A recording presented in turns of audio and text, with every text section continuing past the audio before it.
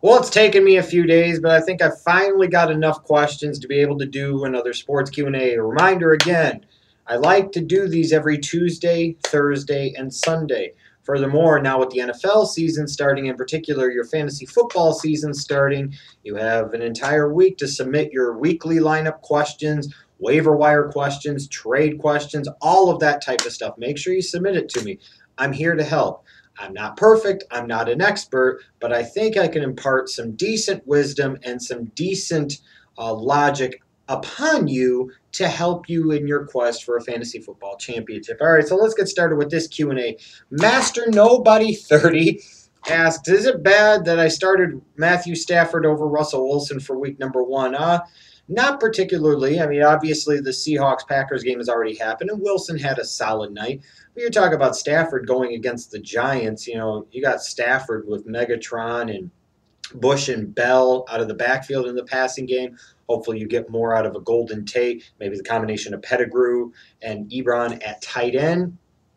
As a result, no, I don't think it was bad that you started Matthew Stafford over Russell Wilson. The bigger problem I would have is why in the fuck do you have both of them? One quarterback.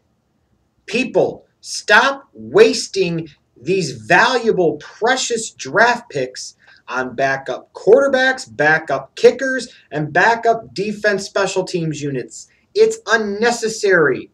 Matthew Stafford is a top 5 fantasy quarterback. Has been, I think, the past few years. If you have one of those guys, you don't play matchups. Oh, what about the bye week? You pick one up on the fucking waiver wire. So is it bad in theory? It's only bad because for some reason you have 2 damn starting quarterbacks. Or 2 quarterbacks.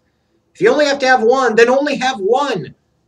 Unless your league requires you to have a backup on the bench, which most leagues don't have that specificity in terms of who you have to have or can't have on your bench in terms of players or positions. Stop having 2 quarterbacks. It's a waste of a roster space. We Are Pro Wrestling asks, with how bad Verlander has been this year, should Ausmus lay the hammer down and put Verlander in the bullpen? No, because you got to be hopeful that Verlander will turn it around. You have to be hopeful that Verlander will be the Verlander of old. I get what you're saying, and I understand what you're trying to do, but you got to go with the ace and hope the ace can figure it out. His track record suggests that he would be able to. Yes, I know he's been bad, but I mean, man, you send him to the bullpen, that could really fuck him up and screw him up tremendously. So you got to be careful doing that too. Master Havoc, what do you think of Jackie Robinson West's Little League World Series run? I thought it was a great thing. It was a refreshing story. It made me definitely pay attention to the Little League World Series. I could only imagine if Smokey was around, that would have been his team, and there's no way they would have lost to fucking Korea. Just no way. Smokey would have said it happened, it would have happened.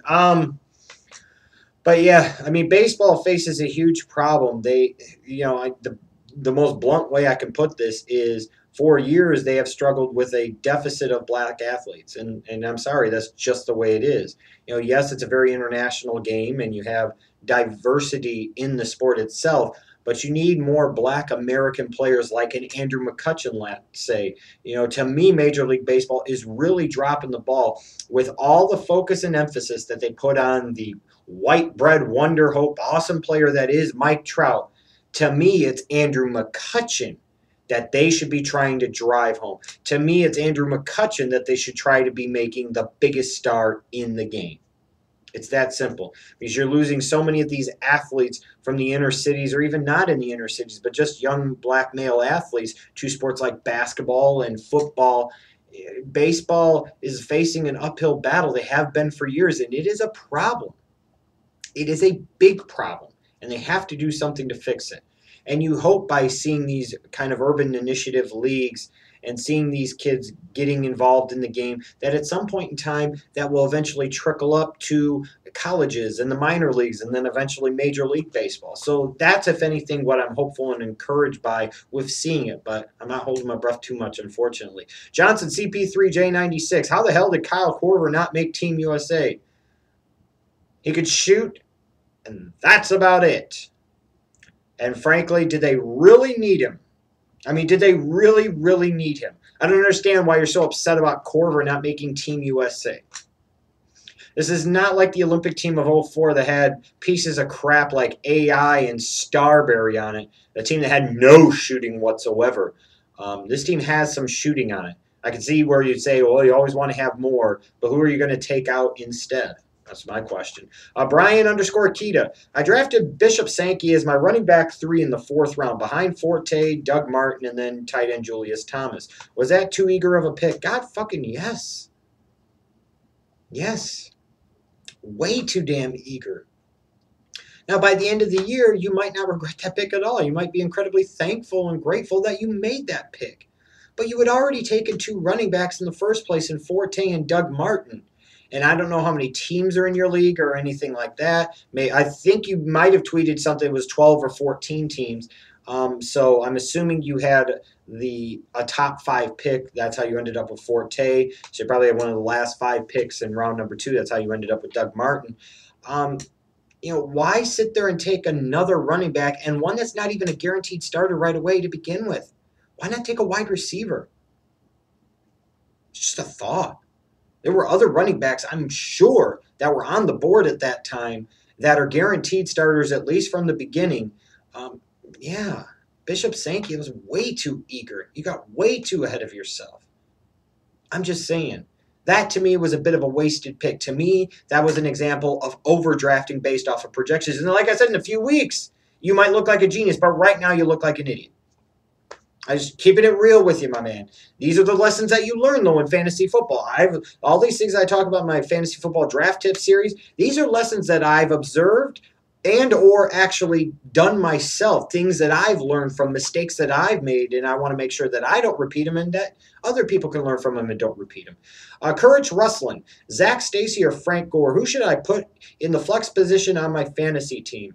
By default, Zach Stacy. You're talking about Frank Gore, who has trouble staying healthy throughout his career. He's over 30 years of age now. They drafted Carlos Hyde in the 2nd round, along with other talents behind him. You'd have to assume Gore's carries are going to be somewhat limited. Now, at some point in time in 2014, I would expect Trey Mason to get more involved in the running game for the Rams. But right now, I think Zach Stacy has to be your guy. When in doubt, look at the matchups, but I think in default, when all else fails, your tiebreaker, go with the better player, and at this point in time, you would probably go with Zach Stacy. Alex Shirley, 10, what's your opinion on Jerry Jones keeping Jimmy Johnson out of the Cowboys Ring of Honor? I didn't realize that he did, but I guess you're right. He hadn't. I just hadn't really thought of it. It doesn't surprise me. That's now, to be fair to Jerry, maybe Jimmy doesn't want to be in it. Who knows what it could be.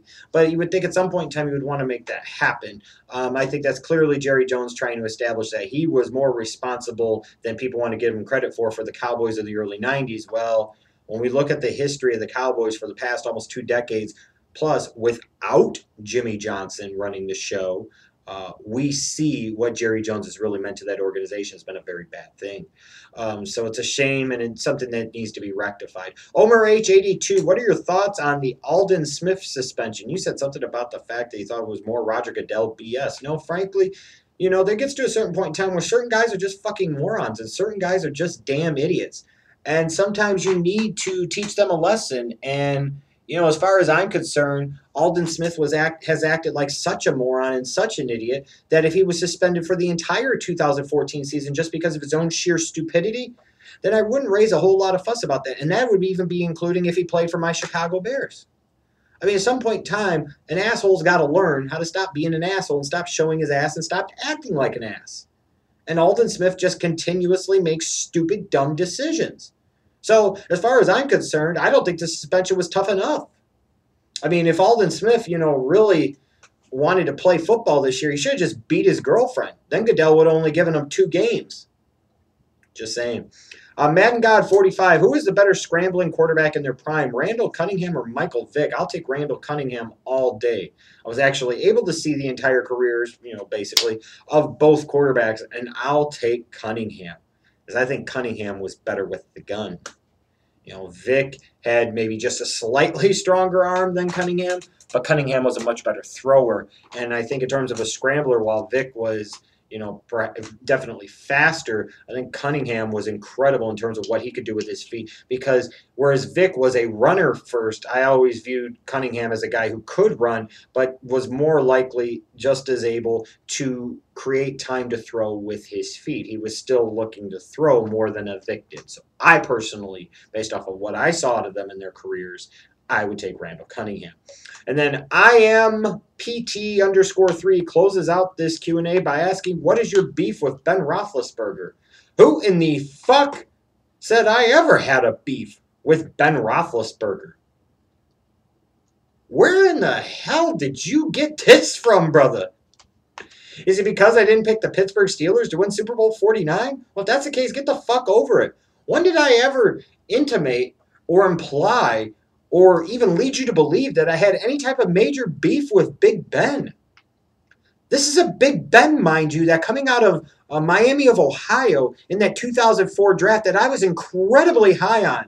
And I threw out the bullshit flag to anybody and everybody that I could talk to about how overrated Eli Manning was as a prospect. And the simple fact of the matter is, if that Eli Manning had Phillip Rivers' name, Eli Manning would be a late first round to early second round pick. And that is a fact. And 10 years later, I still stand behind that. I love Big Ben coming out of the back. And furthermore, I'm not some drunk white girl at a bar, so why would I have any beef with Big Ben Roethlisberger? When the hell did I ever say anything bad about Big Ben? When did I intimate that I had any beef with him? I like Big Ben. I think in some ways he's a bit underrated. Frankly, I think your suggestion that I have beef with him is completely and utterly ridiculous. So I would suggest politely that you maybe reassess your position on this. Just saying. I'm just saying. Here's the way I'll put it. And this is how ridiculous this is again. Sometimes I have to, beat the dead horse and keep hammering it.